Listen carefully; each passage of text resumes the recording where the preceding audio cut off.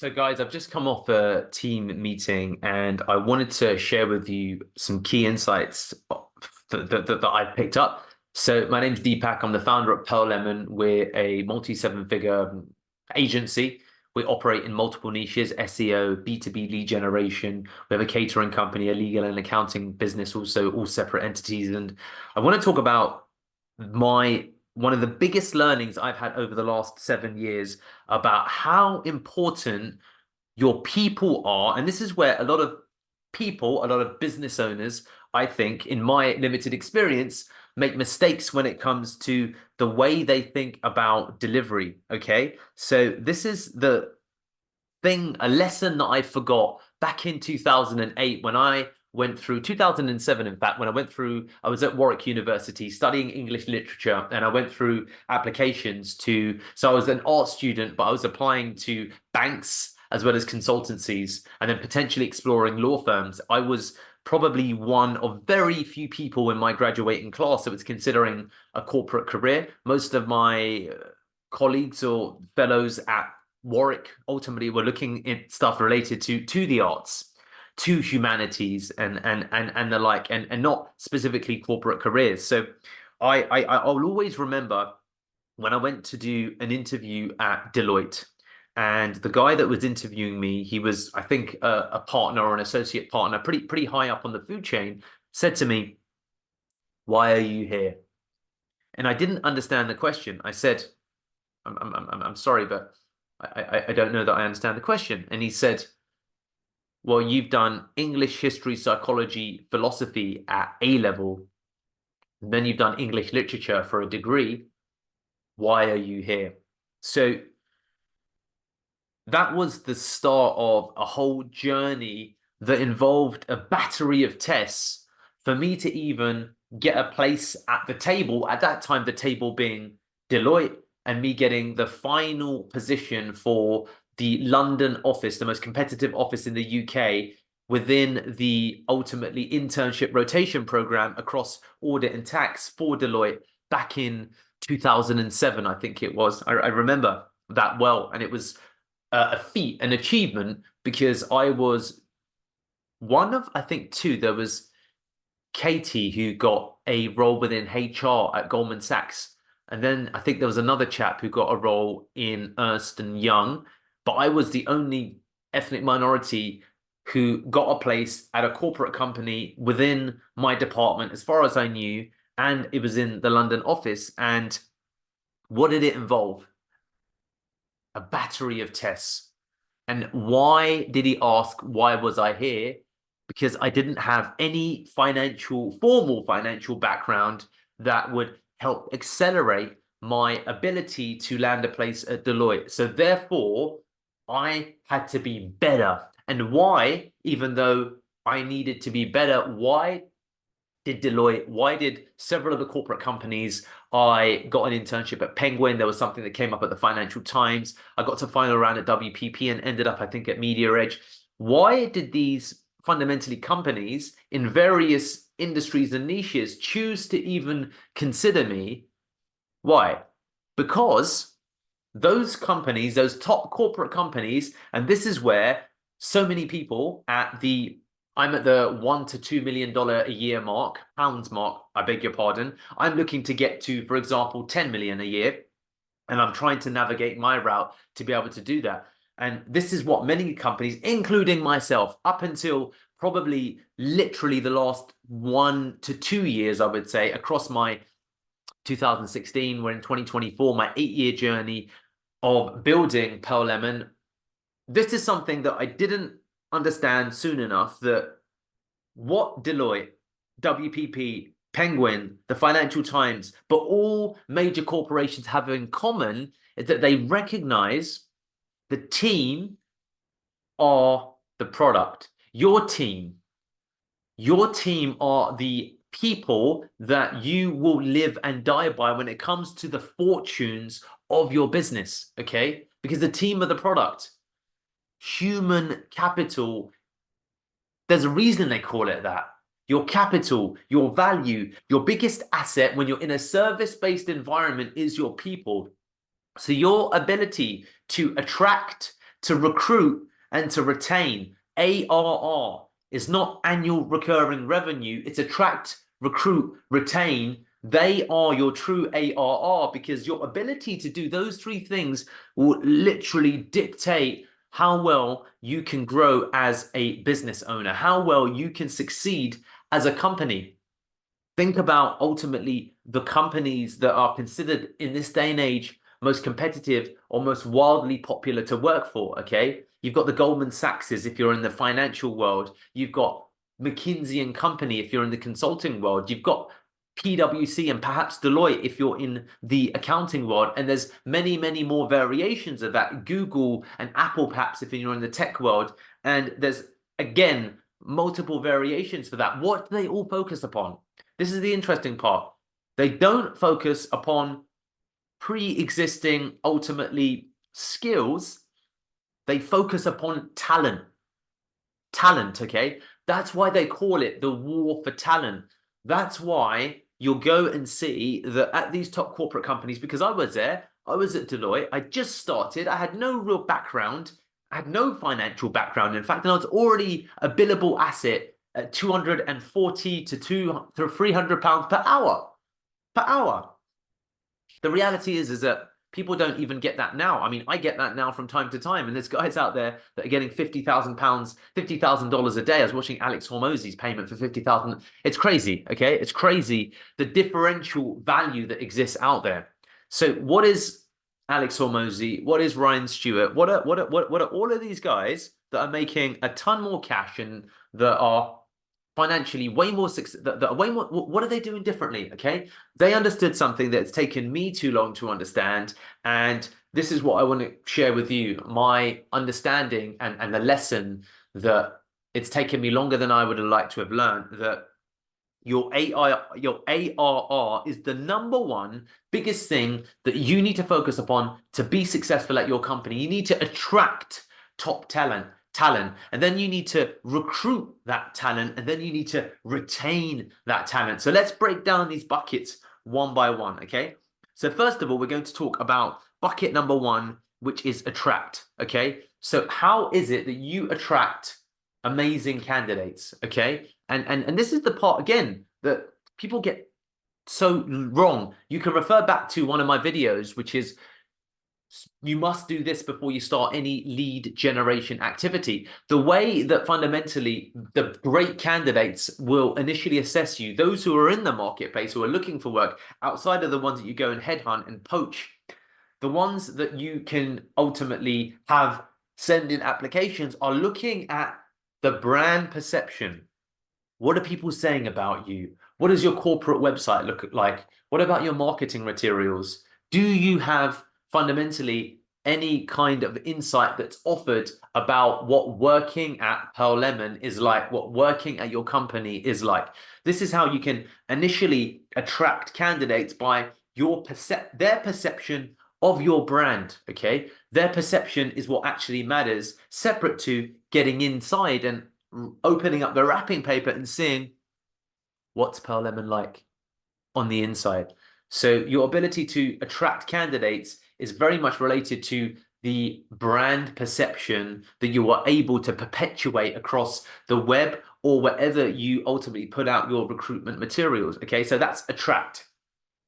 Big bucket. It's really important that you look as attractive as possible, because then you'll tend to attract attractive candidates. And when I say attractive, I mean metaphysically, because I'm talking about the way that they think, their general talent, their level of ambition, their belief about what Pearl Lemon can offer them and what it's like to work at Pearl Lemon or any company of your choosing, okay? So once you've got that, you then need to recruit.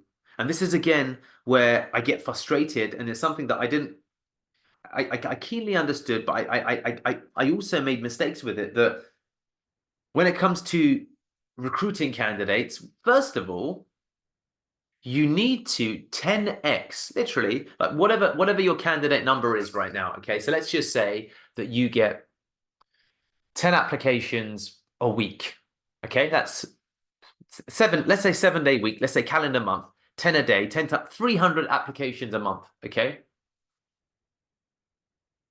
Is it the case that if you were able to 10x that number of applications, so it went from 300 to 3,000, that you are more likely to identify a better candidate through that pool. It's a rhetorical question because the answer is so obvious. And what seems so obvious that so many people obviously don't do is that they don't work to 10x the number of applicants that come in. How do you do that?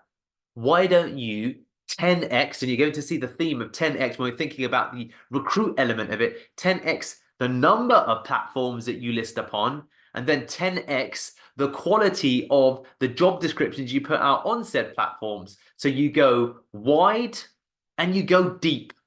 You go wide, more platforms, virtual internships, onlinejobs.ph, Internshella, work in startups, Angel, LinkedIn, Indeed, Monster, dedicated recruitment agencies, academic placement programs, LinkedIn ads, LinkedIn messaging.